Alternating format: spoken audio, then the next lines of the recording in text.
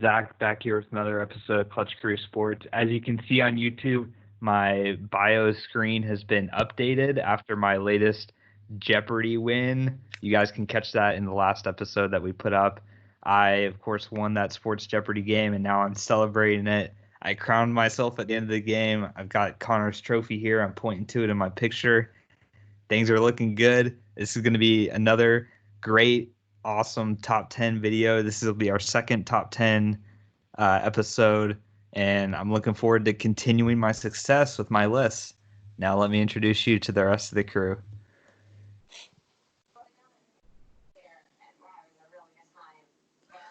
What's up, y'all? It's your boy Eric here, your ranting co-host. I'm glad to be here and be in my first top 10 episode. Let's do this.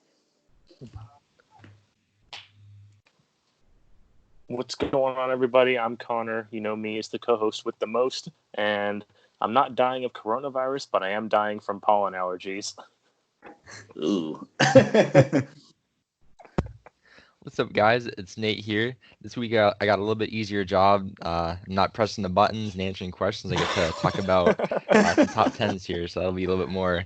No multitasking for me. For sure. Yeah, so like I alluded to, this is going to be our second top 10 episode. First one that Eric's been a part of. So it's going to be fun to do it with all of you guys in this one. And the topics that we are going to do today, we're going to keep the 3-topic format from the last episode. Our first one is going to be about greatest NBA players never to have won a ring. The second one is going to be our favorite movies from the years 2014 to now. And then the final one is going to be the biggest NFL draft busts in NFL history. So those are going to be the 3 topics we discuss. However, we do have a little special topic here requested to us from Twitch, from one of our Twitch followers, SB. He wanted us to talk about the banning of buffets. So I'll say a few words about this, then I'll let Eric say a few words about it. And then if anyone else wants to talk about it, feel free to. But he did redeem this on Twitch. He's been a loyal viewer on our Twitch platform, Clutch Crew Sports, and he redeemed a podcast topic. So we're gonna play it now. He actually did this a little while back, but it wasn't a real thing when he did it. Now it is. So we're bringing it back now.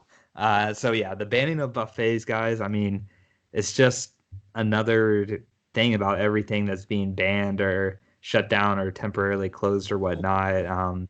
Obviously, I don't really go to a whole lot of buffets. I mean, I guess you could say like campus dining is like a buffet because you can just eat whatever you want. But it's interesting. It's not really going to impact me that much. I will say I did go to like they're not technically, I don't know if they're called buffets or not, but the USF, one of their meal places where you like swipe your meal pass and stuff, they normally have like tons of stuff going on. I went there when I cleaned out my apartment, and it was completely different because they just had like boxes. So you would ask for some food, then they'd put it in a box, and then you could get like a soda and leave. They didn't let anybody sit in there or anything. So I'm not sure how buffets are adapting to that necessarily, but I don't really know. This is kind of a dry topic in my opinion. But Eric, if you want to say anything about this. Yeah, I mean, I guess the only thing I can really think of to add to this is I'm kind of surprised that this wasn't happening earlier, because many just regular dine-in restaurants that aren't buffet style, but just where you go in and sit down and order, like especially the restaurant I work at, for example, they had already prevented people from dining in. And so pretty much every place is either now shut down or going to either call in or to go orders only or drive-throughs or whatever. So the fact that it was this long before some buffets started getting banned is really surprising to me, seeing as how you have to like walk up and grab the same stuff that other people touched. I mean, I'm personally I used to love buffets when I was younger, but now I'm a little more grossed out by them, so I don't really go to them anyway anymore. But yeah, I guess I can't. Sorry, SB, I don't really have too much else to add.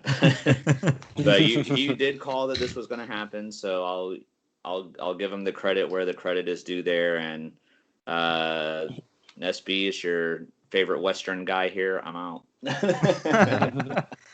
All right, guys. Well, that's enough for the buffet talk. You got your podcast redeemed, SB. Let us know if you've got another one, maybe something more interesting. But we'll Ouch. maybe we Dang. can start. Yeah, no, I let this one go because he's been persistent about it. But we will start screening these because if they're stuff like this, we might not let them in the future. Preferably And sport topics. remember Yes. remember to stop using all caps on Twitch so you don't get banned. Our Nightbot All right. doesn't like that. Yeah. So our first topic, our first sports topic, best NBA players to never win a ring. Our first slide of players is made by none other than Connor. So Connor, I'll let you take the stage here on these 10 players. All right. Well, I will say I did make a last minute change. So if you go out of the slideshow, you might want to go back in because I switched 2 players around. Oh. Okay. Sorry. Yeah. But anyway, yeah, there you go. Now you can see it. It's right there.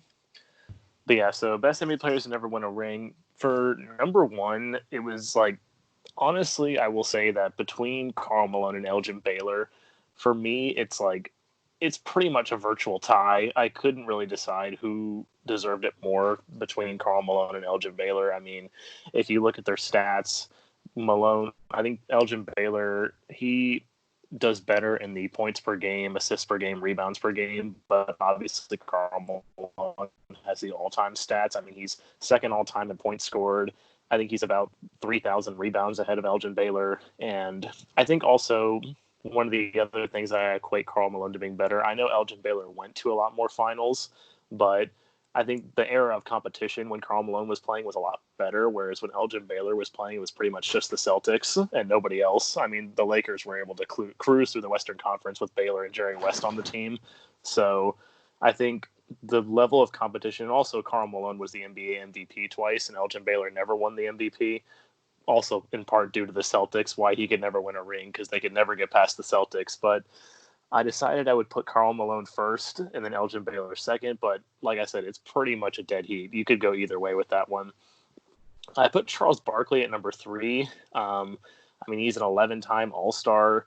He instantly made every team that, when he was on the 76ers. I was really surprised he didn't win a ring with that team when he was playing with Moses Malone and Julius Erving, but Moses Malone got traded and then Julius Erving retired and Barkley couldn't carry the team to a championship. Then he went to the Phoenix Suns. The team instantly became better when he got on the team. I mean, I know Shaq always likes to make fun of Charles Barkley for never winning a ring, but Barkley was one of the most dominant players, and he was also the best player on that 1992 Dream Team, which included some of the guys on this list: Karl Malone, John Stockton, Patrick Ewing. They were all on that Dream Team, and Barkley was the leading scorer on it. So I decided to put Charles Barkley third. Patrick Ewing I put at number 4. I know Patrick Ewing came so close to winning an NBA championship back in the 90s, but if it wasn't for Hakeem Olajuwon and the Houston Rockets, he could never get past them. So Patrick Ewing never got a ring, but I put him 4th. He was probably, aside from Olajuwon, he was probably the best big man in the game at the time, because this was after Kareem Abdul-Jabbar retired. So Patrick Ewing kind of took over, and Olajuwon took over that role. I put Stockton's 5th. If I could have, I would have paired Malone and Stockton together, because I mean, they were both in those 2 finals against the Bulls. They played together for some 18 seasons or something. I think it was only in the very last 2 years of Malone's career where he didn't play with Stockton. And I think one thing that gets overlooked about Stockton, too, is that obviously they all talk about all-time leader in assists, all-time leader in steals, but people forget that he still averaged around 13.5 points a game. So he averaged a double-double throughout his career. So he wasn't just, a passing point guard or a defensive point guard. He could score, too, and he was a clutch three-point shooter. So I've got Iverson down at number 6. Now, I think about Allen Iverson for me, why I put him lower, because I know Zach has him higher on his list. I don't know about Eric and Nate, but I guess I never really thought of him as the best player at the time. He was obviously a dominant player, but I feel like he was overshadowed by a lot of players during his time playing in the league. He was never the best. So, and I don't think, correct me if I'm wrong, but the Sixers never went to an NBA Finals under him. They did. Did they go? Yeah, they lost they to were against the Kobe. Lakers. Yeah, they lost Okay, to Kobe it was back. super early in his career, yeah. But that was the thing about because, like, with Malone and Stockton, I mean, obviously Michael Jordan was playing along with Malone, but Malone was pretty much like one of the most dominant players in the late '90s. Like, when you thought of the best player in the NBA, it was Karl Malone. And back when other than the Celtics, Elgin Baylor was the face, or Charles Barkley was the best player. So I thought Iverson was always overshadowed by all those other guys, or by other guys playing like Kobe and Shaq, and when LeBron started to come into the league. And also for Iverson, obviously later in his career, he wasn't as dominant, but that's kind of the same way with everybody. So I'm going to get to that later when I talk about Vince Carter. But I've got Iverson number 6, then I've got Steve Nash at number 7. I mean, I don't know how Steve Nash didn't win an NBA championship. I mean, 2 straight MVP awards. And obviously when that Suns team that he was on with Amari Stoudemire and Sean Marion was ridiculously good. So I don't know how Steve Nash never won an NBA championship, but I can't put him higher than the other guys. He'll probably be, I'm sure he'll be a Hall of Famer one day. I put Dominique Wilkins at number 8. I had a hard time deciding like 8 and 9. I knew who my number 10 was going to be, but 8 and 9 was kind of difficult to decide. But I decided to go with Dominique Wilkins. 9 All-Star games, or it was either 8 or 9. I can't remember. And then, he took the Hawks to, it was him and Reggie Miller. I guess I'll pair them together. Reggie Miller at number 9. They had teams during their era that they could never get past, unfortunately. The Michael Jordan Bulls, and then later on with the Lakers with Shaq and Kobe, they were just some member of unfortunate circumstances. Reggie Miller was a great scorer. He held the record for the most 3-pointers in NBA history until Ray Allen came along. And the Pacers wouldn't have been the same without him. Same with the Hawks. They wouldn't have been the same without Dominique Wilkins. This is another reason why I'm going to leave. I'm going to talk about Vince Carter and why I'm going to leave him off the list. But because I've got Chris Paul at number 10 here. I know all of the 3 of you, between Zach, Eric, and Nate, all put Vince Carter on the list.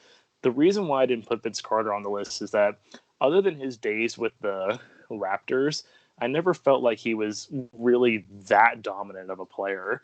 Because, when you talk about teams that Chris Paul was on, it's like you always had to talk about Chris Paul. Like, Chris Paul is, one of the guys we have to guard. Whereas other than kind of after his time with the Nets, he's been in the league, he's still in the league playing at 42. It's crazy how long Vince Carter's been around. But, kind of after those first few years with the Nets in like the mid 2000s, I feel like Vince Carter was never the same after that. He didn't play at an all-star level.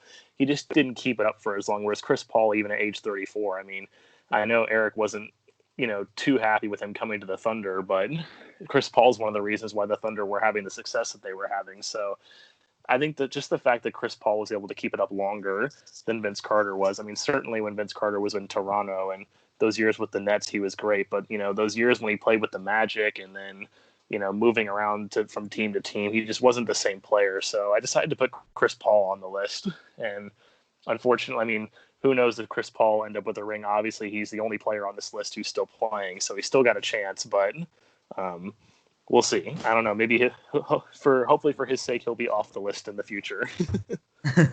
And Eric's too. All right. Yeah, and Eric's, because he wants the Thunder to win that title. All right. I do. Now we are going to feature Nate's list. So, Nate, tell us about your top 10. I think Nate is not in the call anymore. Oh, Nate's not in the call. All right. Oh, no, he is. Nate. Oh. It says all 4 of us are still in here. Okay. Just go ahead, Zach. Yeah. All right. So, I've got my top 10 here on YouTube. And number 1, I did go with Elgin Baylor for number 1. Really, when I'm comparing him to Malone, I'm just going to give the edge to Baylor because Malone had such a great teammate in Stockton here. And the Baylor 2 of them. West, I'm just saying. Yeah, but Stockton is the career leader in assists. He literally fed Karl Malone the points. I'm not taking it away from his greatness or anything, but he did benefit a lot. A lot of the statistics he have are a result of Stockton. If Stockton wasn't there, we don't know how much, I believe he'd still be really good, but probably his stats wouldn't look as good without Stockton. So that's why I'm putting Baylor at number 1, but Malone will go to number 2 after that. And then I've got Ewing at 3 all time. He's a really great player, I think. I don't know too much about him really. And the reason I've got him at 3 is because I actually I thought he did win a championship. So I actually thought he had won a ring. I know this doesn't mean anything, but still, when I thought you've I had a think it was, feeling I that had, a I certain had to player, bring it up. yeah, Because I mentioned Patrick Ewing, and you were like, "Really? Patrick Ewing never won?" I was exactly. like, "Yeah, I guess not." Whereas somebody like Barkley, I knew Barkley hadn't won a ring, so that's Well, yeah, why because that's Shaq always makes fun. yeah. Shaq always makes fun of him for it. Yeah, so not the greatest. Like, I'm not going really off stats, just more off of my personal what I thought had happened. And then I've got Iverson at 4. He did win an MVP one season, and he put up a lot of points. He put up a lot of stats, and he did bring his team close to a championship a couple of times. And he was kind of overshadowed in that era, but still one of the best players of all time. And then I've got Stockton at 5, like you did, Connor. Just, I mean, he's good. He's really good. They should have won a ring somewhere in the Jordan era, but unfortunately, since he did have Malone, that's why I did bump him a little bit on this list. But yeah, if they were paired, they'd definitely be number 1. Then I've got Barkley down at 6. He's got a lot of stats and everything, but the problem with Barkley and the reason I've got him down lower than you, Connor, is just because he's not really synonymous with one team, whereas all the guys before him were specifically with one team. And I feel like that sort of matters because if he did bounce around from a couple more teams than the other players did, and I feel like it's partly, it just doesn't feel right to have somebody who played a longer career with one team. They should deserve a ring more so than a player like bouncing around from team to team and stuff.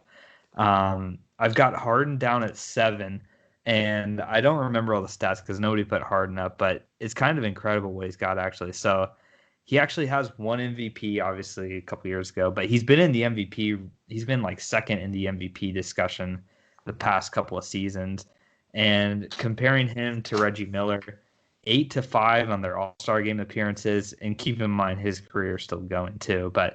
And then this is another thing that was kind of surprising: 5 first-team All-NBAs, whereas Reggie Miller never had a All-NBA. He's been a season leader in points. He's got a lot of stats and a lot of first teams, a lot of second teams. He's been to a finals. He was 6th man of the year. A lot of awards and a lot of different stats that he's leading in. So that's why I have him above Reggie Miller. I've got Nash, obviously, great assist player, great teammate and everything, and he should have probably won a ring with Phoenix. I've got him at 8. Then I've got Dwight Howard at 9, and nobody else has Dwight on their list either, but he was really, really dominant when he played, and he did take a Orlando team to a finals. Another time they went to the Eastern Conference Finals. So about a decade ago, he was a dominant player, and I've got another comparison to him to Mutombo, who somebody's got on their list.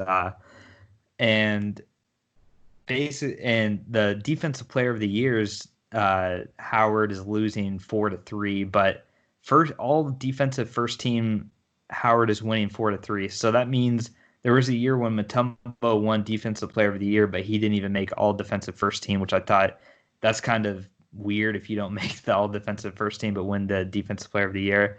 And 5-0 first team All NBA. So for 5 years, Howard was the premier center in the league, and he had a bunch more second and third teams, as did Mutombo. But still, for 5 straight years, he was the center of the league, the best center in the league.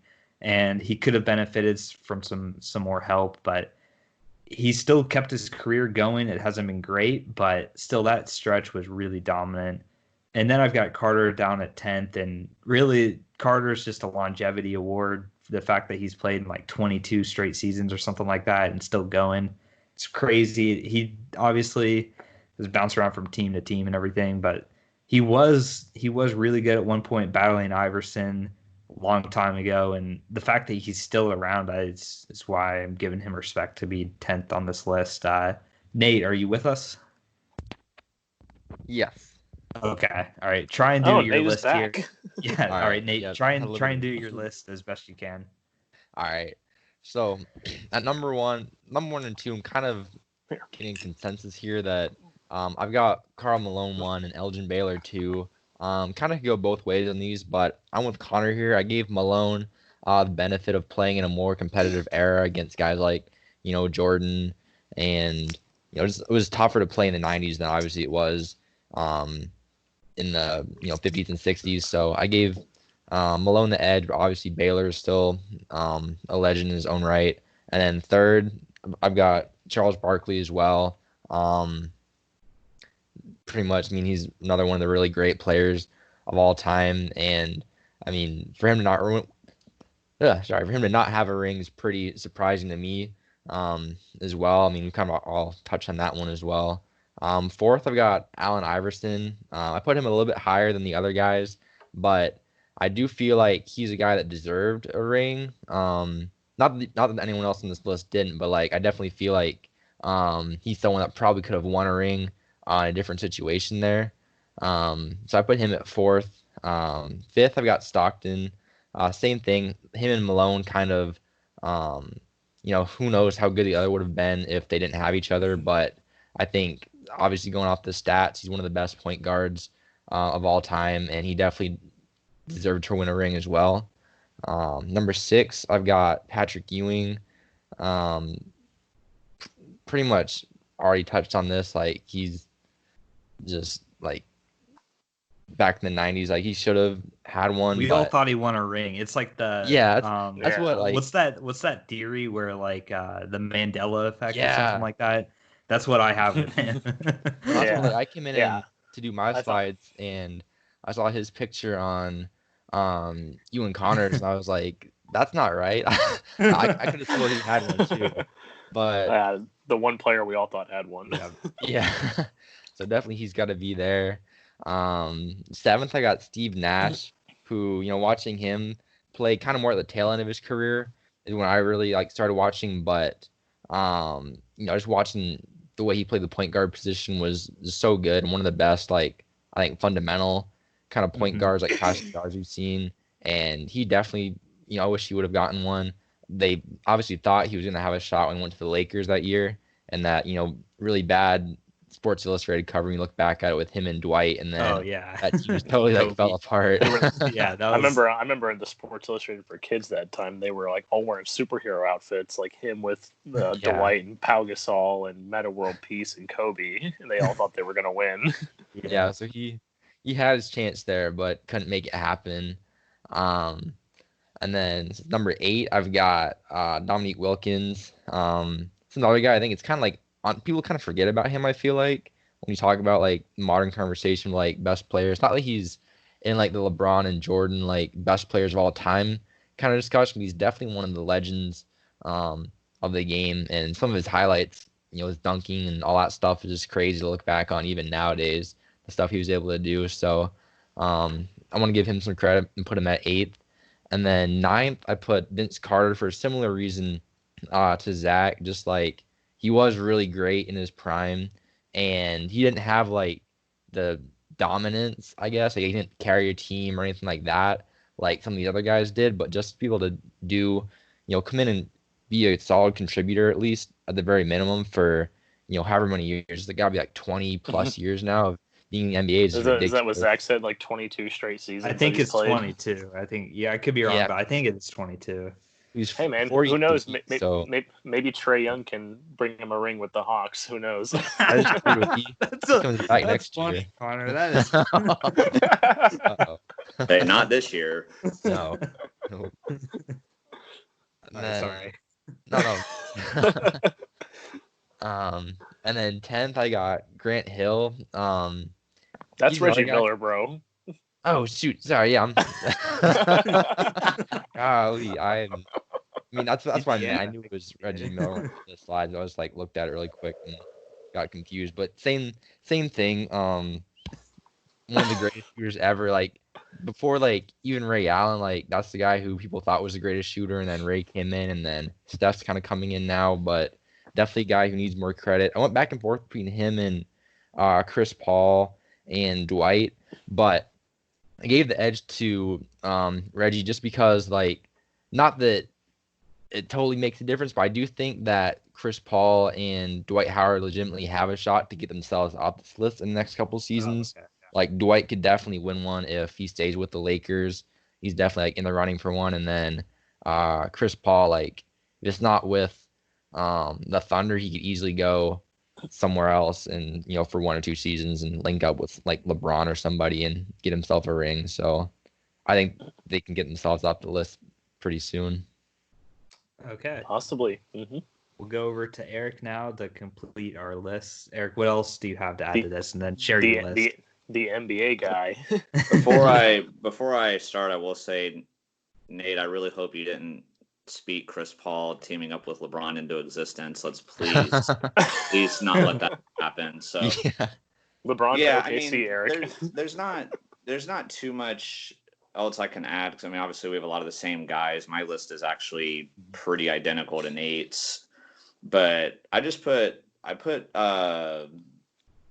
Baylor at number 1 just because the amount of stats that he was producing in his time. I know obviously his time that he was in the league, there weren't as many teams, the competition definitely wasn't as good, but still to put up the numbers that he produced that time and to not win a ring is just crazy to me.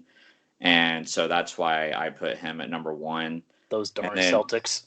Yeah, gum. But anyway, and then where like Connor had his kind of split between Elgin Baylor and Malone between 1 and 2, that I kind of had my split between Barkley and Malone for number 2 and 3.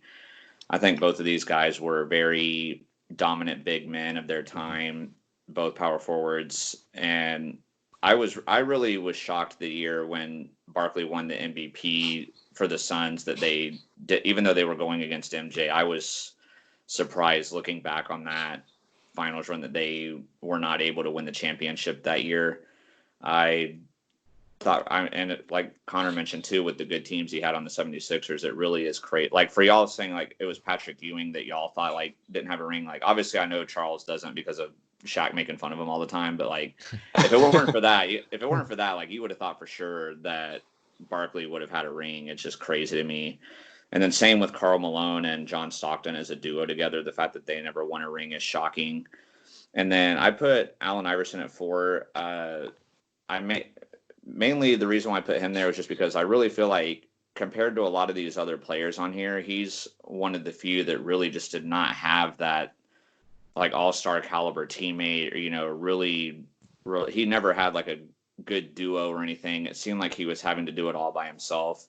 And probably one of my favorite NBA games that I've ever watched was when they did get their one win against the Lakers in the NBA Finals. I mean, he just took over that game and dominated. And even going against Kobe and Shaq, like the fact that the Sixers won a game in that series was pretty shocking and unbelievable. So what are you talking about, Eric? Eric Snow and Raja Bell and Speedy Claxton are great teammates. Yeah, totally. Who? Okay. Anyway, and then so John Stockton has already mentioned with Karl Malone. I mean, easily the greatest duo. And if we were doing like greatest duos to never win a championship, for sure they would be number 1. And then I am in agreement, obviously, with you guys about Patrick Ewing. I knew that he hadn't won one, so I didn't have that same effect that you guys had, but obviously I got to rank him high. He was a multi-time All-Star. I mean, multiple award winner. You know, he's one of the best centers. And I'm in agreement with Connor on the Steve Nash thing. I mean, when he had that teammate, you know, or the team with Amari Stoudemire and Sean Marion, I guess you can blame Kobe. I mean, obviously, all these guys, there's somebody that you can blame for why they didn't. MJ or Kobe or Shaq. Either, or Bill Russell. I mean, like a lot of these guys. But Dominique Wilkins, he's a freak athlete. Just his dunking ability is unparalleled. But obviously, that wasn't the only thing he could do. But he's a lot of fun to watch. I mean, I wasn't really watching basketball at that time. I was like really little, so I didn't really see him much, but just looking back on old stuff from him, like pretty amazing. Reggie Miller, I always enjoyed watching him shooting 3-pointers. I'm not as surprised that he didn't win one compared to some of these other guys. That's why I've got him ranked lower. I kind of debated on putting him in there, but I decided to put him at number 9. And then lastly, with Vince Carter, I'm kind of in the similar thing with Zach here. It's more of a longevity thing. Just the fact, I mean, he's obviously been a great player for a lot of his career, but to be in the league for 20 plus seasons and to not have won one ring is just crazy. But so that rounds out my top 10 list. Yeah. All right, guys. That will end our, I don't know why I did that, but it'll end our discussion on the NBA players. Now we're going to move into movies. So a bit of movie talk here. Keep in mind, though, these are movies from 2014 to 2020 for preferences, not based on like how much money they made at the theaters and stuff, just personal preferences. Nate, you suggested this topic, so I'll let you start it off. Talk about your top 10, a little bit about each one. All right. Yes. So it's a topic that I'm a little bit more well versed in than some of the NBA stuff. So I think definitely got some stuff I'd like to share with you guys here. So like Zach said, we narrowed it down to 2014 to 2020, just so it's like a little bit more than just like movies in the last year and a little bit less than like the last decade. So it's kind of more narrowed down and kind of easier to kind of choose between movies. So to kick it off, my number 1 movie that I've seen in the last few years is 1917, which came out last ended last December or yes, or December, January. Okay, yeah, little writing on the poster there, but this is definitely one that it's probably one of the best like in theater experiences I've ever had. Like just the cinematography, and if you don't know about this movie, like it's basically did an effect where they made it look like the entire film was shot in one continuous take. So like the camera just follows these 2 like soldiers around as they go to like deliver a message across like, you know, they go through like no man's land and all this stuff in World War I to deliver a message, and it's like super intense and like really, you know, beautiful to watch. Just like the filming and scenery and all that. So I definitely would recommend that movie. So that's my number 1 pick. Number 2, I'm a big MCU fan, like superheroes in general, but especially like big Marvel guy. So I've got 2 of those movies on here. The first one I'm gonna talk about is Avengers: Infinity War. I know a lot of people would say Endgame is their favorite Marvel movie, which is pretty good as well, but I like this one a little bit better just in terms of the big like team up movie. I thought it did a better job of like getting all the characters like their time to shine, and I thought it was a little bit more like intense and suspenseful. Like you didn't really know what was gonna happen, and for like to have the villain like win at the end, I think that was a pretty like interesting and like different way to end a superhero movie than, you know, we're usually used to. Usually they like gang up and beat the bad guy, and it was definitely a like darker and like a lot more interesting way I think to do a movie. So that's my number 2 pick. Number 3, I've got John Wick. Really like the whole trilogy. I really like great action movies, but I think the first one is definitely like the best, like the classic. Like especially like 'cause that's when like he has a lot more reason I feel like for, you know, going crazy and like killing people. So it's you kind of, you know, empathize with him a little bit. So I think that movie and like the whole like series it spawned are great. So that's my 3rd pick. In 4th, I've got Sicario, which is another one that you guys might have seen or might not. I've heard of it. I haven't seen it though. Yeah, it's definitely one to be worth checking out. It's about, for those of you who don't know, it's Emily Blunt plays like a DEA agent who goes on a like top secret mission to Mexico with Josh Brolin and Benicio del Toro, and they go to like bust up like the cartel and all this stuff. So it's really like super intense, like thriller, and it's shot by the same cinematographer who did 1917, my first pick. So it's definitely like really nice to look at as well. So definitely check that out if you haven't already. Then in 5th place, I've got Interstellar. I'm a big fan of all of Christopher Nolan's movies, like the Dark Knight trilogy, Inception, all that. Interstellar is the only one that's come out in the last few years, you know, in our range here, so I put that at number 5.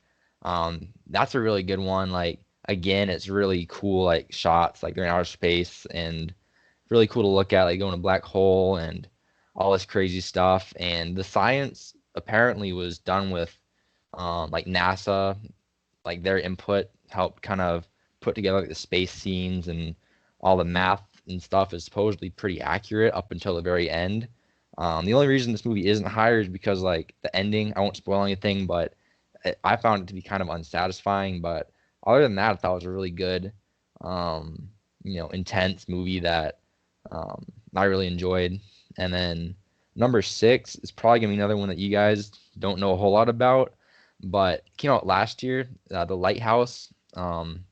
It has basically a 2-man act of just Robert Pattinson and William Dafoe, and they're basically like lighthouse keepers. And I think it's supposed to be the end of the 1800s, but they're basically just like locked in a lighthouse for like a month, making sure it stays on and lit and all of that. And they basically just kind of go crazy, like basically a cabin fever kind of deal.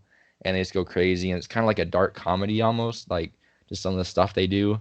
But it's really like interesting because it's all filmed in black and white, so it's made to look like they made this movie in like the 1940s.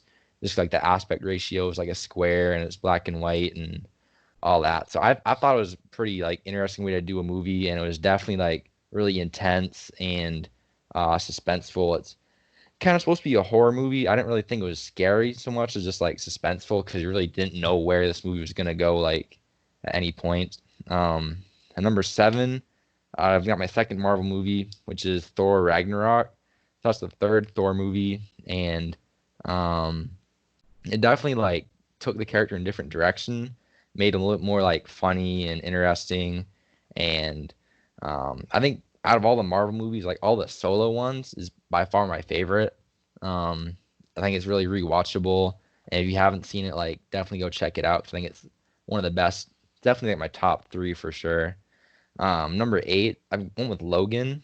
I'm not too big a fan of the X-Men movies. I feel like as far as like superhero movies go, they're kind of like generic, and I never really got into like, having to keep up with all the different X-Men. Like there's so many of them, and I feel like I didn't really relate to any single one of them besides, Wolverine's kind of the fan favorite.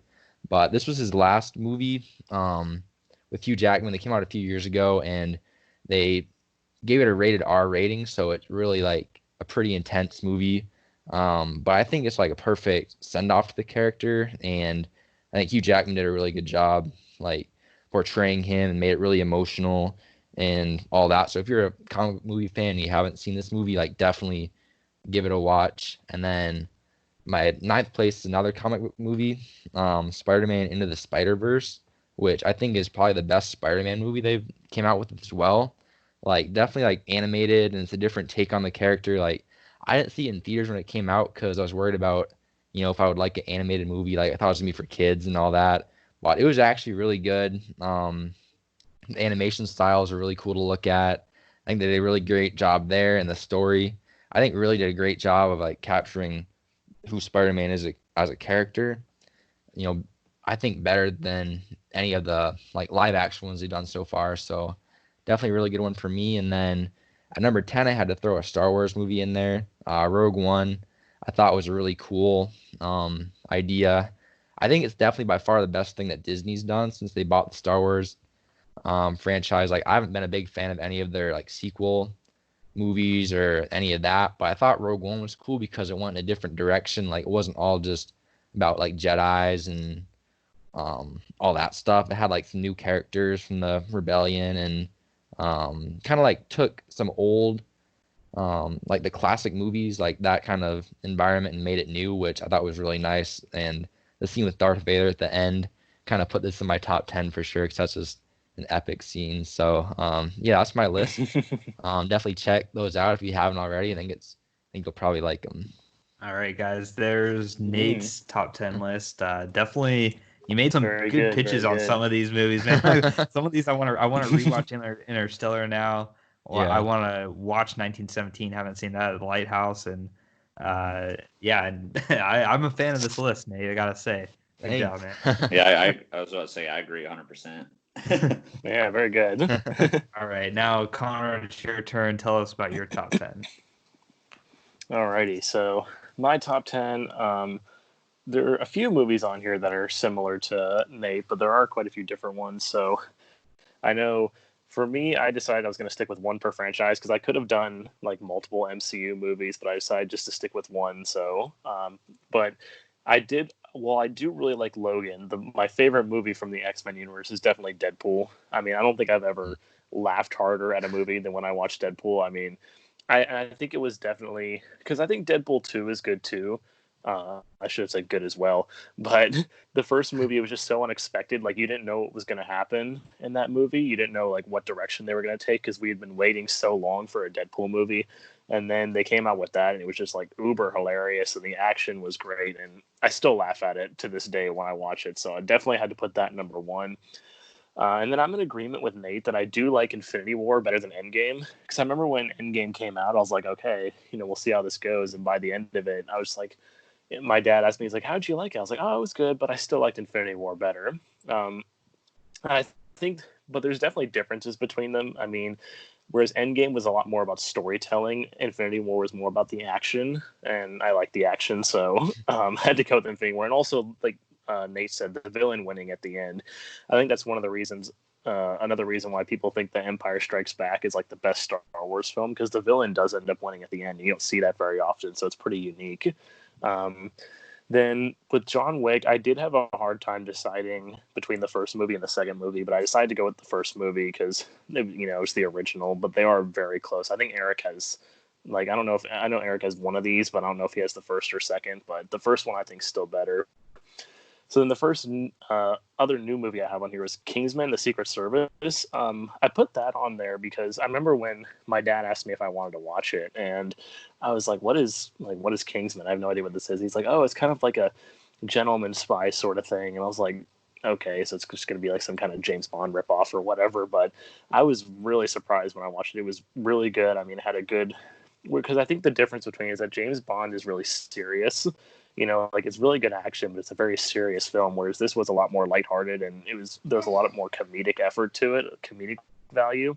So, and then the second one was good too, but I still had to go with the first one. So, should definitely check out Kingsman. It's a great movie.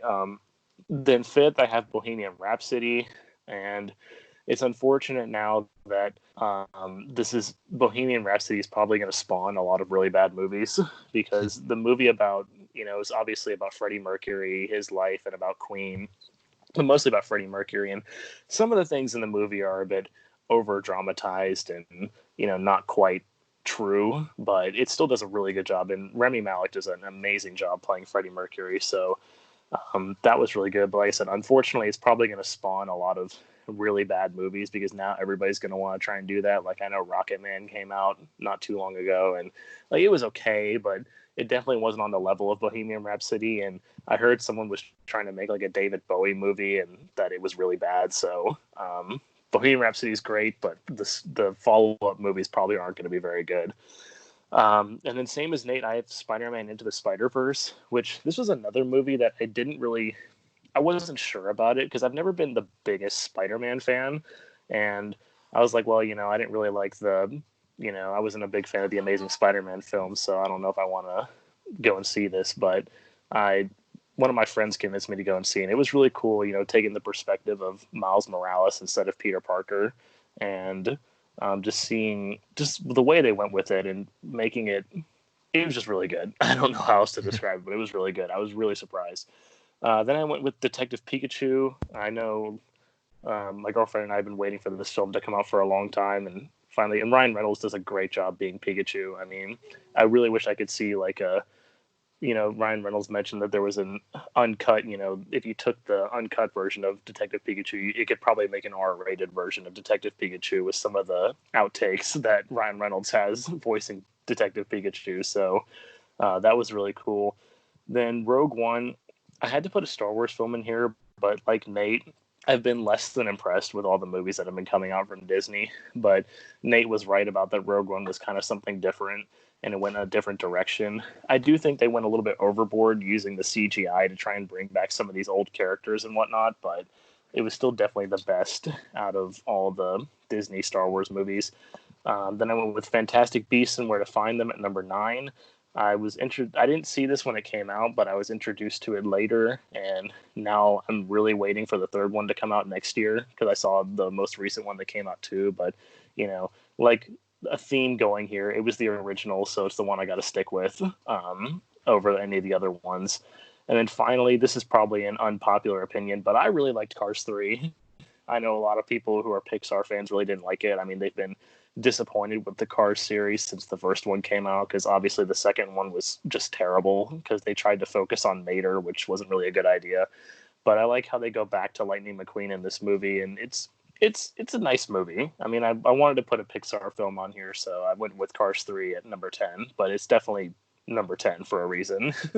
All right, there's Connor's list, everybody. A couple similarities, a couple also that you'll see on future lists. Eric, here's your list. Take it away, man. Yes, sir. So I also am in agreement with Connor and Nate that Avengers Infinity War was the better movie over Avengers Endgame. Connor mentioned that he liked it for the action. Avengers Endgame definitely lacked in action overall, minus the end of the movie compared to Infinity War. But I also thought Infinity War had a really good storyline as well, in addition to the action. So that's why I gave it the edge over Endgame. Really, if I could, I would just rank them together at number 1. But since we're doing individual movies, I just went with Infinity War. And then one of the ones that I have that no one else has on their list that I put at number 2 was Knives Out, that came out not too long ago. I need to see that. I want to see really it. I really had low expectations going into this. But then when I saw like some like reviews and ratings were coming out and like everyone was saying it was good, I was like, you know what? Okay, I'll take a chance on it, because like Susan and I are big moviegoers, but if there's a movie and we're kind of on the fence about it, and usually if it gets like more bad ratings than good, I'll be like, I'll opt to not see it. But this one had like all good reviews. So I was like, you know what? I'm on the fence, but I'm going to go see it. And it's one of the best movies I've ever seen in my life. The way it starts out is like a murder mystery. That's the main point of the movie. The grandpa in the chair there gets killed. And so, but just the way they went about solving it, it wasn't your typical detective movie where it goes along and you try to figure out who it is the whole time. They actually reveal who the killer was really early, and then it goes in a different route. It's not what you would expect at all. I mean, if you have not seen this movie, if there's one movie on my top 10 list that you have not seen, I would really recommend it be this one. If I wasn't putting Infinity War and Endgame kind of together as one, like this would have been my number 1. It's so good. And then I went with Wonder Woman at number 3. Kind of like Connor, I didn't want to have like too many superhero movies on here, but out of the DC movies, they've had a good amount of flops, especially early on. Like the Batman and Superman ones that they had come out with were really lackluster to me, but Wonder Woman definitely saved the franchise, and they've had some better ones that have come out since then. Aquaman was pretty good. Shazam was pretty good. They're heading in, and the Harley Quinn movie was also pretty good. So they've been trending in a more right direction, but they were flopping really bad until Wonder Woman came out. So Wonder Woman, Batman vs Superman. Wonder Woman was way better. And Gal Gadot is amazingly good looking. But anyway, but she does give a great performance too. I mean, just amazing film. And then I went with Get Out at number 4. I guess kind of when you see the trailer, you think of it as being like a horror movie, which I'm really not into normally, but kind of like what Nate said about the movie The Lighthouse that he watched, it's really more of a suspenseful and dramatic type of thing. Like there's not jump scares and stuff like that, but it's really more of like a psychological thriller. Again, if you haven't seen this one, I would highly recommend it. And then at number 5, I have Rise of the Planet of the Apes. I out of the 3 Planet of the Apes movies that came out, it was by far my favorite. I liked the first one. Third one I also liked, but I was a little more disappointed with it. I thought they had a chance to have a big epic build up, but it wasn't quite as good as I would. It just didn't compare to the second one for me, I guess. So, but the second one was really great. Overall, it is a really good trilogy. A lot of trilogies, like the first one, is good and then it kind of falls off. But the Planet of the Apes trilogy was pretty good all the way through, the second one being my favorite. And then another trilogy that was really good, the John Wick trilogy that has been talked about already. But I put the second one on here. I liked it a little bit better than the first one. Just the effects and everything that they added into it was just really unreal. But kind of like with the Planet of the Apes one, the third one wasn't quite as good to me. But at the same time, I mean, as a whole, really good trilogy. And then at number 7, I have Alita Battle Angel. This was another one for me, like Knives Out. I didn't necessarily have. Well, I'm going to talk about Ready Player One too at number 8. Both of these were ones I didn't really have high expectations originally, but then with both of them, after seeing the trailers a few times when I'd go see other movies, they'd release a different trailer and I'd get to see a little bit more, and it slowly grew on me for both of them. And with both of these movies, the storytelling is great, which is my number one thing that goes into it. If I'm making a top 10 movies, like storytelling is like the most important thing for me. I want to have a reason to care about the characters or to care about what's going on. And both of those movies really delivered, and I enjoyed both of those. And then Bohemian Rhapsody, I'm in agreement with Connor there. I mean, they had the Elton John one that came out. It wasn't as good. And I think Bohemian Rhapsody will be the best one, at least for a while. It did win awards. And I do agree, though, it was a little over dramatized. So that's why I didn't have it as high on my list as some of the others. But at the same time, for it to make it into the top 10 of my list shows that it, in my opinion, was a really good movie. I think my personal favorite part, though, just being when they relived the concert at the end. If you look up the real footage from the actual concert, it's almost virtually identical. It was amazing how they did that. It was so spot on. And then lastly, this one might come as a shocker for some people that know me, especially Connor, Bumblebee, just because John Cena's in it. Because you like John Cena? I specifically picked a movie poster of this movie that did not have his face on it. This movie was really good, not because of him, but this was another one, just kind of like with Wonder Woman with the DC movies. Like Transformers had a lot of really bad flops and just movies that were not doing well at all. But this movie could save the franchise. I mean, Haley Steinfeld did an amazing job. The effects in it were really cool. Just the drama that built up, like it actually had suspense in it. It wasn't just a million explosions every 5 seconds. Like there was actually a story behind this one, which made it better. And I enjoyed it. So even though I picked the NFL bus topic, this was actually, I was most excited to do this one. So, yes, sir. Zach, what you got? All right, guys. So I've got quite a few different ones than you guys, but there's still a few similarities. I'll start with my first one. If anybody knows me, Nate especially will know this, but I don't know if Eric and Connor know, but I love Planet of the Apes. I'm a geek for it. So Nate knows because we went after Steak and Shake working one time, I think, and watched this movie at the theater. But yeah, I've got it at number 1. It was really good. It really impressed me. It was the thing I love about this trilogy is all these movies are different. It's not just like it is a continuation of things, but it's really different. And I just really love apes in general. Like I love how like intelligent that they are as a species and stuff, and seeing them in a movie act as like smart as humans and stuff, I think is really cool. I do like the old ones too. I watch those every now and then. Caesar as a character. Think they were going to take over the planet? part of me thinks so. I love the idea behind it and everything. I I don't know. I'm just like a total geek for this stuff. But apparently Zach wants to live under apes, is what he's saying. no, I don't want to. But like I'm saying, like just that in the newer ones, they make it more like the apes are really the good guys because they're trying to work together. But obviously, won't spoil everything. Caesar, though, he's the main character. He's amazing. Really, really good job with him. And I do. It's so tough for me to rank these three movies. I really, it's hard to rank them because I love them all. But I'm gonna have the newest one, War for the Planet of the Apes, first.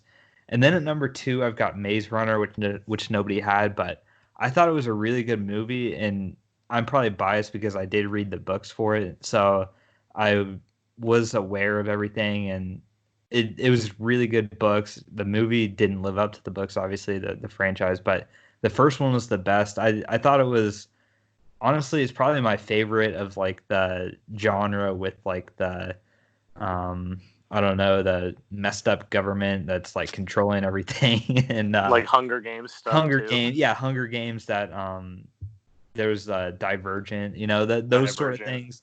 Yeah, this was my favorite of that genre. I thought it was really good, really related to some of the characters and that and everything. And then I've got The Martian at third. This is like a living on Mars type of thing. I don't know if you guys have seen it or not, but it was a really good movie. This was my like wild card, like your honorable mention. The Martian and Creed were my honorable mention. But yeah, I agree with you here. Okay, yeah. So it's a really good movie. Check it out if you haven't seen it. And then this brings me to the Marvel movies. I know this is gonna be controversial. This is gonna be not many people are gonna agree with this. I know, but I really well. I mean, I think people would agree that Civil War is a good movie. That's what I've got here at number 4 is Captain America: Civil War. But I really, this was like the end of the good Marvel movies in my opinion. As far as like, I like the standalones, but as far as like the Avengers and stuff, like Infinity War, I know this is the controversial thing, but I just did not like Infinity War. I like slept through it. I just didn't like. I haven't even watched Endgame because I just didn't really care for Infinity War, and I watched the standalones and stuff, but I just don't really care for these like more of these Avenger type of movies. But Civil War was really good. I enjoyed seeing that one. That's been by far my favorite Marvel movie. But yeah, I'm just not a fan of like the Infinity War and stuff. Like I struggled to watch it, honestly. I just did it for peer pressure, I guess, honestly. I'm not even watching Endgame. Then I've got Zombieland Double Tap here at number 5, and it's definitely nowhere near as good as the first Zombieland movie, but I really love the first one, and when I found out that they were making another one for this, I was really excited for it. It's still a really good movie. I'd suggest watching it if you haven't. I really liked it. It's different, you know, being like 20 years later or whatever, but or not that long, but still, it's one of those weird things where they wait a long time to make a sequel. But I really like Woody Harrelson here, so it's Zombieland Double Tap. It's funny. It's funny. I like this. Then I've got Bohemian Rhapsody, which you guys all had. Really like the band Queen, so Freddie Mercury is someone who's really interesting, and it did a really good job, I will say. I didn't have great expectations for this movie, but it blew me away. Like you said, with Rami Malek's performance was really good in it, so gotta include it on the list here because I like that music, honestly, too. Then I've got The Interview down here at 7, and I feel like I've watched this movie like 10 times. Really funny movie about like North Korea and everything, and it's really controversial when it came out, but this is like a, you know, Seth Rogen type of thing, but still it's really funny. It's one of my favorite like comedy movies, so I included it on the list here. Rogue One, the best Star Wars movie of the recent ones to come out, in my opinion, so I had to include it, and the ending, like you said, was really good. Do need to rewatch it though because it's been a little while since I watched it. But Wonder Woman I've got here at 9. Like Eric said, out of the DC movies, this one is definitely the best. Definitely enjoyed it. And then I've got Rise for the Planet of the Apes. I really could move this up, but I didn't want to, just to, like you guys with the Marvel and everything, but still a really good movie. Basically everything I said for the first one applies to this. Really good. I personally just enjoyed it. You guys might not, but I just really like that stuff, so that's why I put it on here. But yeah, that's my top 10 movies, guys. Hopefully you check them all out sometime if you haven't seen them all.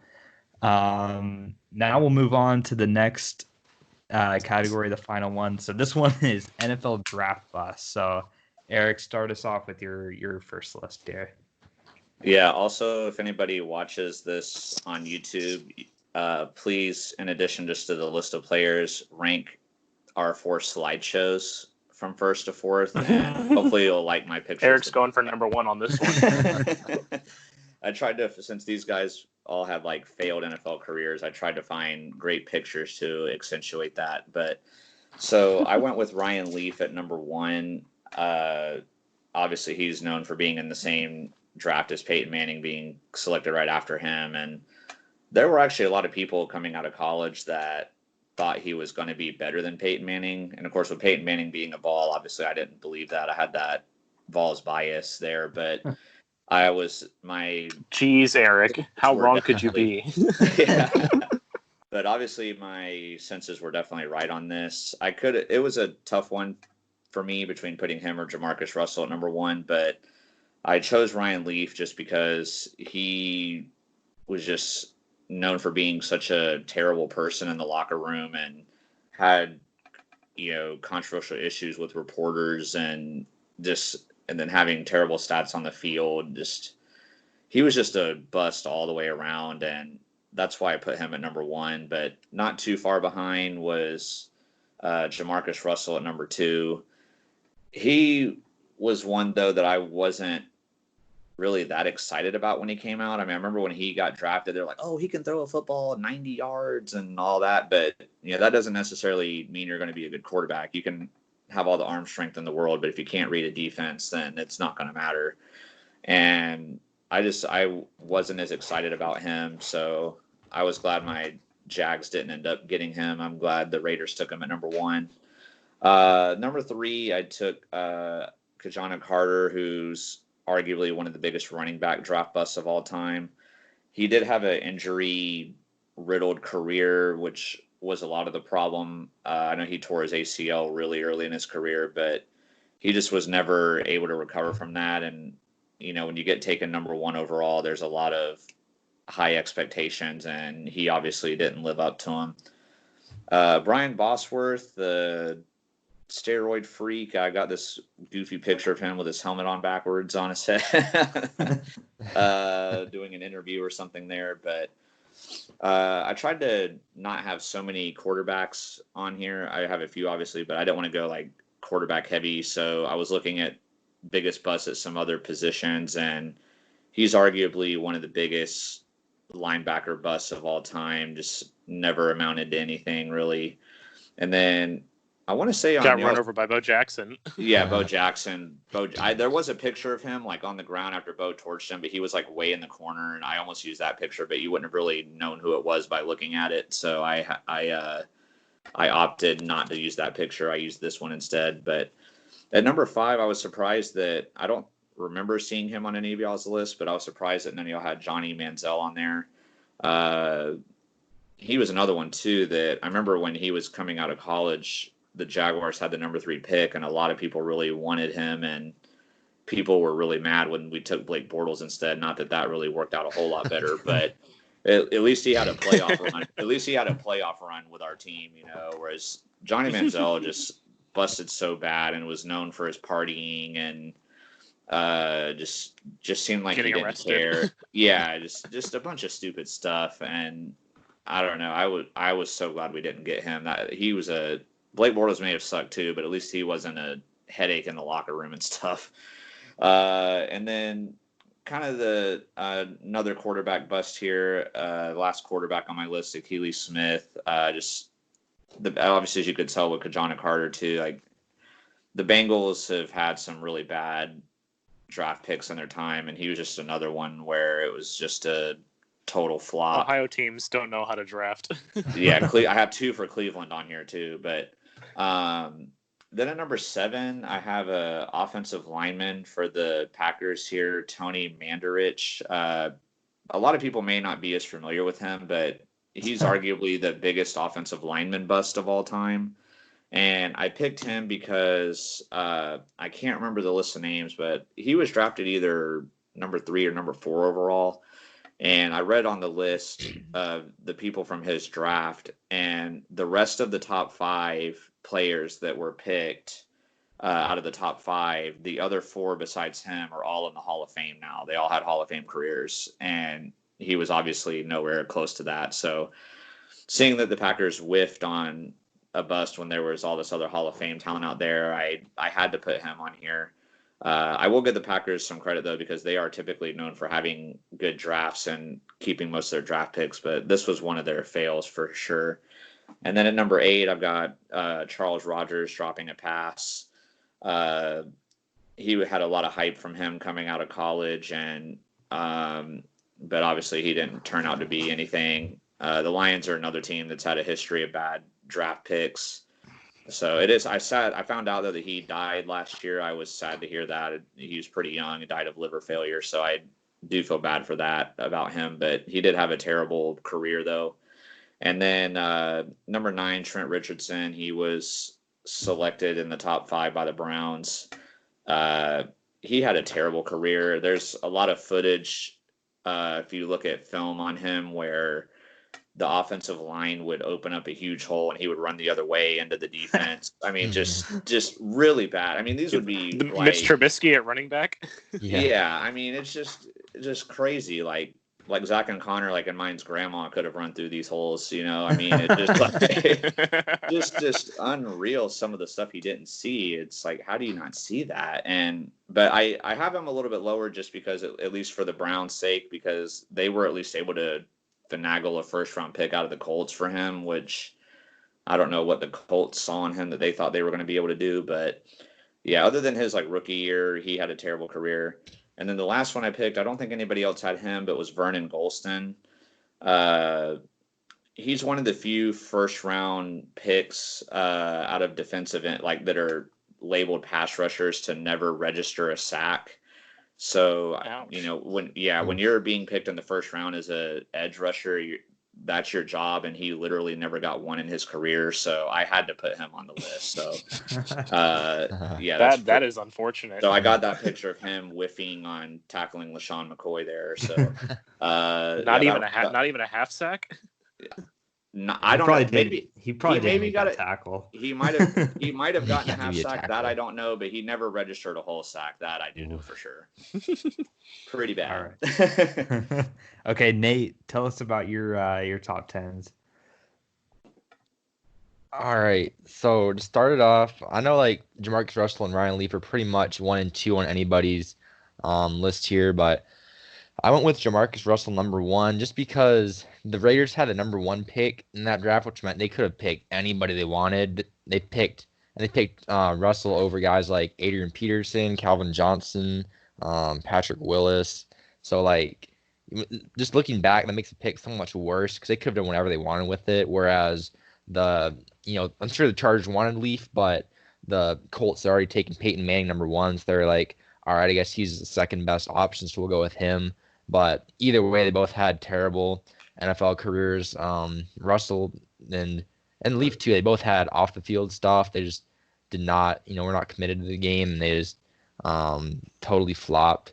Number 3, I know it's gonna be a sore subject for pretty much everybody here from Jacksonville. I put Justin Blackmon number 3 just because not so much that he was a terrible football player, but just like the wasted potential. I feel like the Jags spent a super high draft pick on him, and he did show up his rookie year, and he made some pretty good plays, and then alcohol and drug issues showed up, and he basically disappeared from the NFL, and he's technically still on the Jags roster, which is pretty like funny. Like they technically still own his rights, so if somehow Yeah, he ever got they do. Yeah. if That's pretty interesting. my He's son like got living in clean and Jamaica or something showed right back now. up. Anyways, Oh, Yeah, God. screw the He's so Jags. far off the grid. Yeah, but that's my number 3 biggest bust. Number 4 and 5 are my other 2 quarterbacks. Like what Eric was saying, I wanted to try and not make them all quarterbacks because that would be pretty easy to do. But number 4, I've got Tim Couch, the first overall pick from the Browns when they came back to the NFL. And he did have, a tough time with being an expansion team. But that doesn't really excuse like how bad his play was. And same thing, Achilles Smith is another one that just totally flopped for the Bengals. Like, I know they liked his athleticism and all that stuff coming out of college, but that was just a bad pick who didn't pan out at all from the jump. And then number 6, I've got Charles Rogers again, totally flopped as wide receiver for the Lions. Came in, didn't produce, all that. Number 7, I've got Trent Richardson. Again, like that, he's kind of the guy who made it a question mark to draft a running back in the top 10. I know we've had like Zeke Elliott and Leonard Fournette drafted, but I think after seeing the way he flopped, I know a lot of general managers, I'm sure, are kind of questioning like if it's worth it to take a running back that high because he had all the physical talents at Alabama, and then he came in the league and he did solid his rookie year, but especially like once they traded him to the Colts, like you could see his vision and awareness and all of that was just nowhere near NFL level. And then obviously once you get in the league, everybody's athletic, so his talents there didn't really help. And even when he tried to make his comeback in the AAF last year, like those are guys that practice squad guys who should have been running over, and he had like 2.5 yards to carry there. So that's definitely a bust from the Browns. Number 8, I've got the Boz. That's another guy who definitely like the potential was there. And he wasn't awful his rookie year. He did get, ran over by Bo Jackson. All that was pretty, publicized. And he wasn't as good as, he was advertised. But I think he gets a lot of like hate just for like not backing up the talk, which that's a lot of his fault. The off the field, kind of like a Johnny Manziel, like the off the field, like antics didn't justify the performance. And I know like injuries kind of derailed his career, but I think his steroid use is pretty well documented. I'm sure that was, a big, big factor in some of those injuries. So I think he has himself a lot to blame for the way his NFL career turned out. So that's my 7th biggest bust, or 8th biggest bust. And then number 9, I've got Kevin White. I know there's a little bit more of like a recency bias here with him being picked in 2016, I believe, 2015 or 16. But he came in and he was never healthy, which is true. But to be a top 5 pick or receiver, like the Bears definitely expected more. He's supposed to be their receiver of the future, like next, like Calvin Johnson and all that. And he finished, or he's technically still trying to make a comeback from what I've seen, but at this point in his career, he's got like 45 catches over 3 seasons with no touchdowns. So that's definitely a bust no matter how you slice it, at least for the Bears. And then number 10, I've got Kijana Carter. Just another guy who injuries definitely like hampered him, but to be picked number 1 overall at running back, there's definitely some huge expectations that come along with that. Like you're expected to carry the offense and all that, and he definitely did not do any of that for the Bengals. So that's going to round out my top 10. All right, guys. Just a little bit of a disclaimer here. If you're a fan of any of the teams that I put up here, you're probably going to be triggered by my ratings of these. We'll start with number 1. Yeah, Connor, you don't have to worry, but I was about to say, well, you're going to trigger yourself and Eric with that. Yeah. Pick down there. I will. Jamarcus Russell, he's got to be number 1 on anybody's list because he did go number 1 overall. That's a key factor here. And then like Nate was talking about the people that went after him, Calvin Johnson, Joe Thomas, boom. They were just number 2 and 3. Not even I tried to stay away from like late round steals because obviously everybody passed up on the 6th rounders of the world that end up being Hall of Famers. But yeah, when Calvin Johnson, Joe Thomas, Nathan Peterson follow you in the draft, that's bad. Not to mention, he basically only played 3 That's years. bad. 3 years in the career with an 18 to 23 touchdown interception ratio. Terrible stuff. Then you guys are really underestimating Kijana Carter's bust ability, because not only was he bad, but the people drafted behind him, because you said he was drafted number 1 overall in 95. Tony Baselli, McNair, Warren Sapp, Ty Law, Brooks. These are all Hall of Famers or close to Hall of Famers on this list here. And he did have this is pretty shocking, but his injuries, I'll some guys do off the field stuff. He was an injury guy. 7 years he was around technically on a team, and he only had 1,100 yards, 20 touchdowns. And then here's some more reasons why this guy was so bad. He signed a record-setting contract when he was signed. This is back before the CBA had these pre-written draft contracts. 7-year, it was like a record contract at the time. And also another thing to make this even worse is the Bengals traded up in the draft to get him, because it was originally going to be the Panthers pick with the expansion Panthers and Jaguars teams. So not only did this guy do all this bad stuff, but the Bengals actually traded up in the draft to pick him, losing out on I forgot about that. Yeah. Part. I knew about the bad stats, but I did not realize that. Yeah, so that's another reason why he's got to be number 2 on my list. Ryan Leaf, you could make a case, him being higher, but he did follow a lot of great people. But the saving thing for Ryan Leaf is he didn't go 1. If he had went 1 and Manning went 2, he would have easily been number 1 on the list. But he did go after Manning, so there is that. And terrible stats: 21 starts, 14 to 36 touchdown interception ratio. Guys like Charles Woodson, Fred Taylor, Randy Moss, Alan Faneca drafted behind him. Just bad. Chargers fans, just bad. This guy, I didn't even know who he was. I had to do some research. Chargers fans. I had to do some research on this because I didn't even know who this guy was. But Charles Rogers, apparently he went 2nd overall in the 03 draft. Guy at his same position, Andre Johnson, went 1 pick after. Let that sink in. 1 pick after. Same position. 1 pick. And Andre Johnson's going to be a Hall of Famer. Yeah. Terrell Suggs and Polamalu followed him later on in the draft. Just bad to be symbolized with that. 4 touchdowns in his career. That's terrible to be the number 2 overall pick of wide receiver. Just 440 yards. And he kind of hurt himself because he had domestic violence issues, overdose. So I know he's deceased now, but he definitely did not help himself off the field earlier in his career. Akili Smith, once again, I never even heard of this guy until I started looking up these draft bust things. Another guy like that. Names that you've heard once and you go, who? Yeah, 99 draft. And guys like Edgerrin James, Champ Bailey, Dante Culpepper, all drafted after. 22 games played. Let that sink in. 22 games played. A season is 16 games. And he only played 22 his whole career. 5 touchdowns, 2,200 yards. Just terrible stats. Bengals. Does he have more touchdowns than Nathan Peterman? At least Peterman wasn't a number 3 overall draft pick. That's true. Well, if you count Peterman's touchdowns to the other team, he's definitely got one.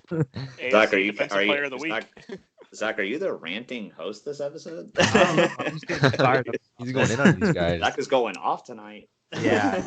Tim Couch here at number 6. The Browns, it keeps getting worse for them. He was a number 1 overall pick, guys. And then Donovan McNabb at the same position, a quarterback drafted right after him, not in the Hall of Fame, but still had a great career.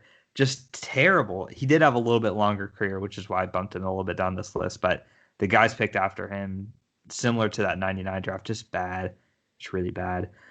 64 to 67 touchdown interception ratio. Actually, for this list, that's not that bad, but terrible stats.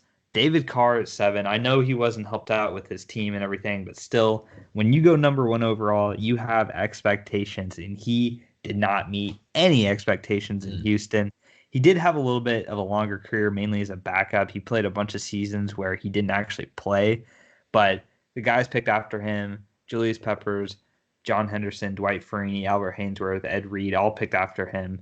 I mean, all those teams passed, is why did they pass up on Ed Reed? But still, when you have the number 1 pick and these guys come after you, it looks really bad.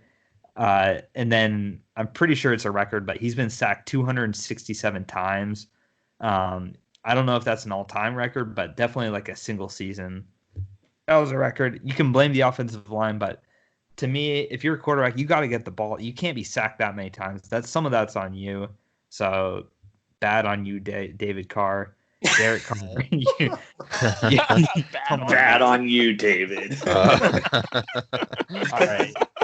Eric, you might want to just leave for a bit, but Luke Jokel. No, I already. You're gonna send Eric into a spiraling rant with this.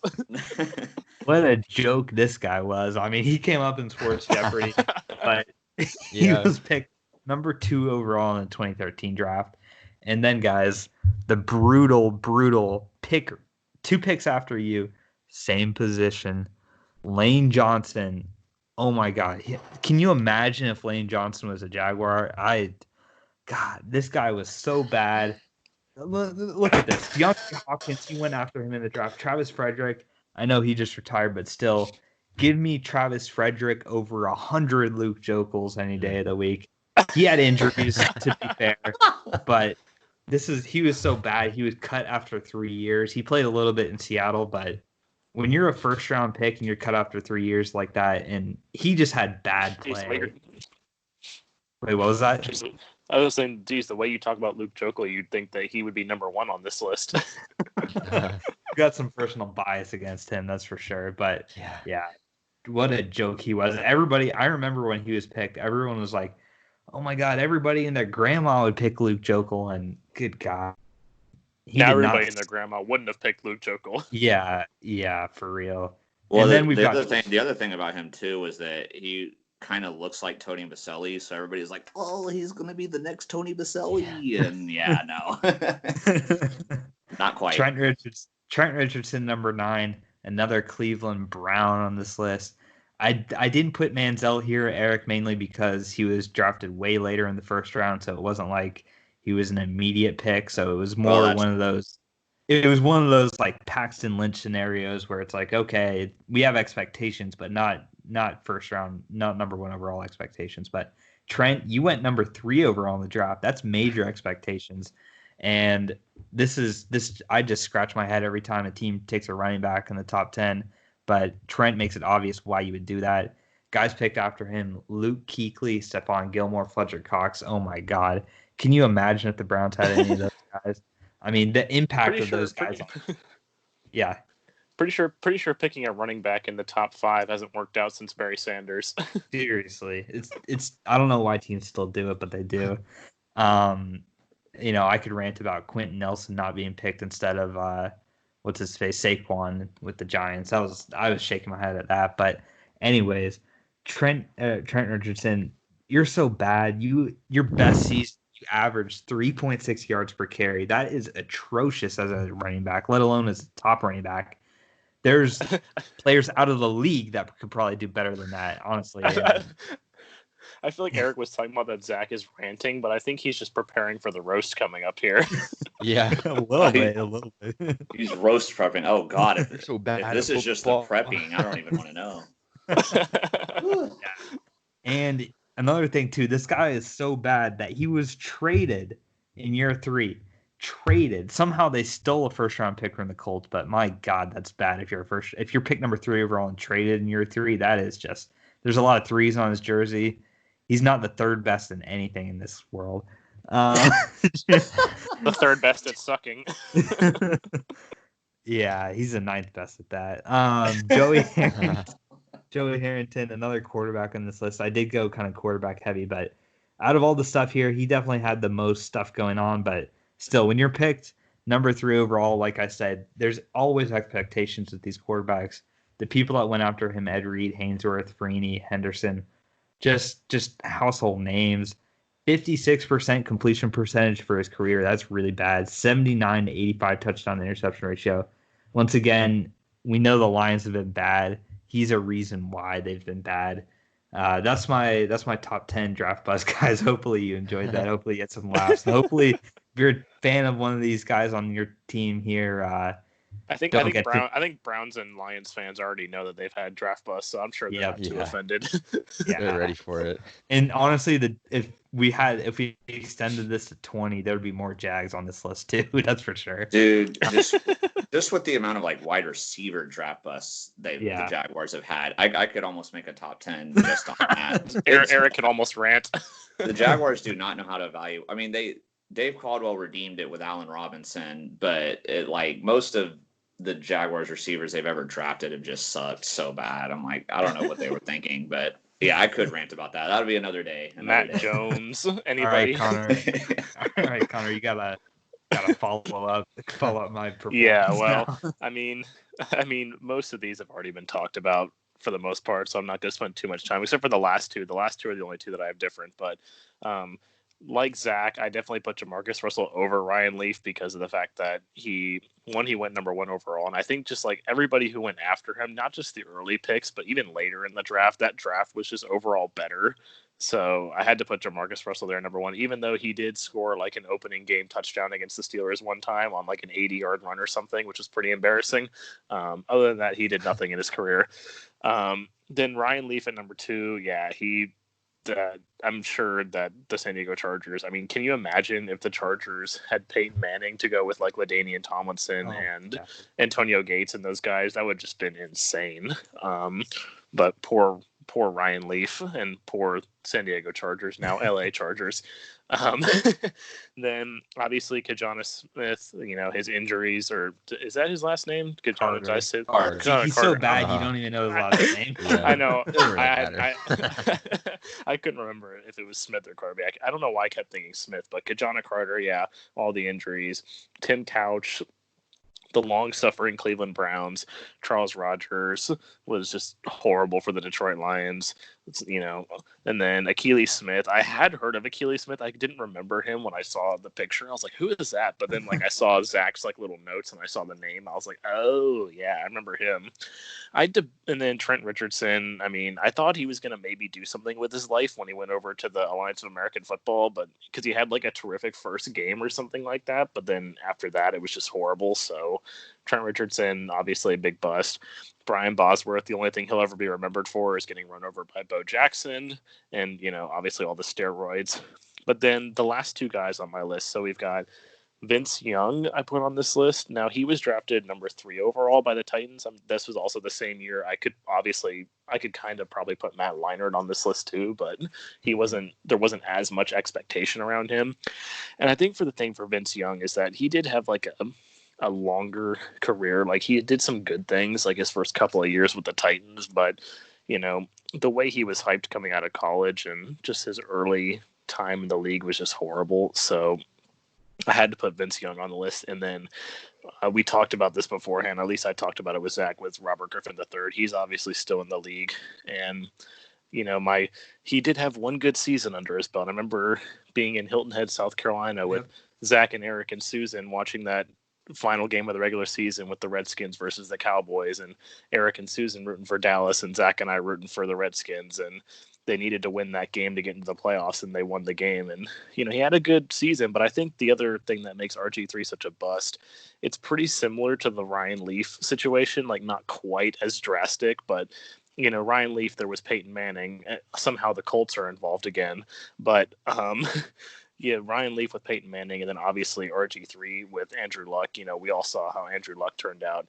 But RG3 was supposed to be him and Andrew Luck going into the season. They were talking about them being equal, which one of these guys is going to be better, who's going to have the better career. And, the Colts and Redskins could really go either way with these guys. Obviously RG3 was a Heisman winning quarterback, and Andrew Luck didn't win the Heisman. So, but then we all saw that turned out, Andrew Luck probably won't be a Hall of Famer because he retired so early, but had he kept up the pace that he was on, he would have been a Hall of Famer. And RG3 is, riding the bench in Baltimore right now. So the only reason he got to play was because they rested Lamar Jackson. So, but yeah, that's going to be, most of my picks were the same, so I didn't want to go too in depth, but that's my biggest draft bust. Awesome, guys. Hopefully you enjoyed listening. I do have a special roast plan for the next episode, like Connor alluded to there. I had to delay it an episode. Delayed an episode to make it really good. You guys are going to enjoy it. You guys are going to not like it. Well, I was don't like, know. I don't know if we're gonna enjoy it, but the Yeah, that's people what I was saying. listening I don't know might. if you guys, but the fans, I know Aaron Swarm, he really loved the first roast that we did. And so he's going to be excited for this. I know as many others will be too. But with that being said, guys, thank you all for listening. This was a little bit longer than expected, but covered a lot of good stuff. Movies, busts, players never won rings, a lot of fun stuff here. We have some mock drafts on the way. Those will be our next couple episodes. But until then, guys, remember to be clutch. See ya. Peace.